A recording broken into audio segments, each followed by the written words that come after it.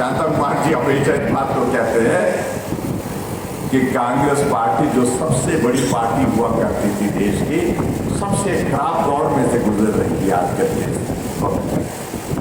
आप कल्पना करिए, उत्तर प्रदेश में 402 सीटों में से 2 सीटें आई, 367 सीटों पर जमानत जब्त। और जब गारंटी की बात कहने लगे, कहा कि हम अगर हिमाचल प्रदेश में सरकार में आएंगे, हम 18 साल से 60 साल की महिलाओं को 1500 रुपए देंगे, और हम जब सरकार में आएंगे तो 300 यूनिट बिजली के फ्री देंगे।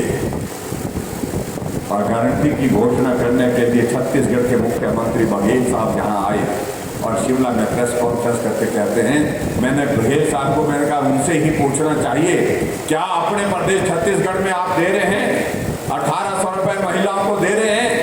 नहीं दे रहे हैं। क्या आप 300 यूनिट बिजली के वहां पर दे रहे हैं? नहीं दे रहे हैं। और भी बहुत सारी बातों का मैं जिक्र किया, मैं उन सारी बातों में जाना नहीं चाहता हूं, लेकिन वो गुमराह करने की कोशिश कर रहे हैं। भाई और बहनों, मुझे आप सबसे एक ही निवेदन करना है, मजबूत भारत के लिए मजबूत नेतृत्व और नरेंद्र भाई मोदी जी का हमारे पास है, और हिमाचल प्रदेश को मजबूती देने के लिए हमको उनको और मजबूत करना है।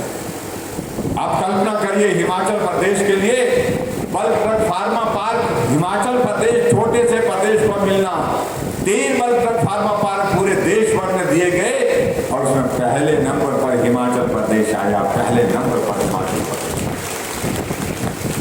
1000 करोड़ रुपए केंद्र सरकार उसमें मदद करेगी। जब वो बल्क ड्रग फार्मा का पार्क पूरा बन करके आने वाले समय में जब तैयार होगा, 50,000 करोड़ रुपए का उसमें इन्वेस्टमेंट आएगा, 50,000 करोड़ रुपए का, 20,000 से ज्यादा नौकरियां सीधे तौर पर मिलेगी, और 10,000 नौकरियां इनडायरेक्ट तरीके से।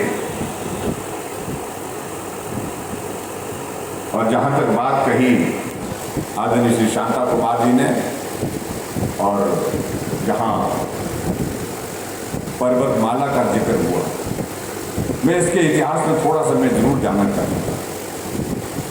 हम एक दिन बैठ करके बात कर रहे थे कि हिमाचल प्रदेश में कितनी पंचायतें रह गई जहाँ पर सड़कें नहीं होती, तो आंकड़ा निकला 80 पंचायत। हमने कहा इस साल के आंकड़े तक हम कितनी पंचायतें रह जाएंगी, तो कहा कि अधिकांश जो लगभग 40 कर पंचायतें उसके बावजूद भी छूट रही। हमने कहा ये 40 पंचायतें छूट क्यों रही?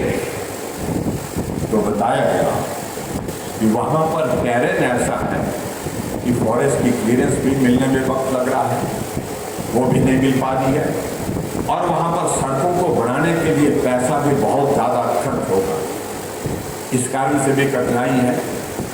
और इसके साथ साथ में गांव बहुत बिखरे हुए हैं, इसलिए भी बहुत वक्त लगेगा। तो हमने कहा इसका कोई रास्ता निकालना चाहिए। तो कुछ लोगों ने सुझाव दिया कि अगर हिमाचल प्रदेश में ऐसे गांवों में अगर जल्दी अगर हमको काम करके सड़क जो सुविधा देनी है, यातायात के लिए हमको सुविधा देनी है, तो उसके लिए एक रास्ता ये है कि हम रोप वे को प्रमोट करें, रोप वे के माध्यम से गांव को कनेक्ट करें, टूरिस्ट डेस्टिनेशन को कनेक्ट करें, उससे ट्रैफिक भी कम होगा। और उसी दिशा में आगे बढ़ते हुए नितिन गडकरी जी मनाली आए थे, उनके सामने हमने पूरा प्रेजेंटेशन दिया। हमने कहा ये करना पड़ेगा हिमाचल प्रदेश में आने वाले समय में।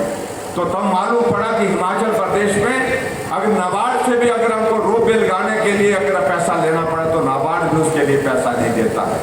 केंद्र में कोई मंत्रालय की कोई जिम्मेवारी ही नहीं थी कि कौन सा मंत्रालय जो है रोपवे को बनाएगा।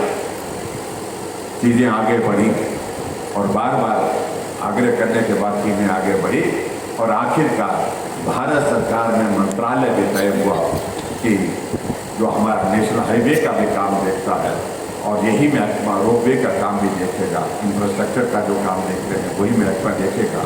और ऐसे में मुझे खुशी है कि जो हमने प्रोजेक्ट बनाने तुरंत शुरू किए, और आदरणीय प्रधानमंत्री जी ने बजट में घोषणा की कि पर्वतमाला की ऐसी योजना जो पहाड़ों को जोड़ने के लिए, पहाड़ों में यातायात की सुविधा देने के लिए जो काम करेगी, और पर्यटन को भी बढ़ावा देने की दृष्टि से काम करेगी, इस योजना की शुरुआत करने की उन्होंने घोषणा की। और मुझे इस बात की हार्दिक प्रसन्नता है, अभी 4 दिन पहले बैठक हुई और उस बैठक में 1200 करोड़ रुपए के हिमाचल प्रदेश के प्रोजेक्ट उसमें क्लियर हुए, जिसमें आपका ये धर्मशाला, ये धौलाधार और हमारा पालमपुर के बीच का प्रोजेक्ट भी उसमें शामिल।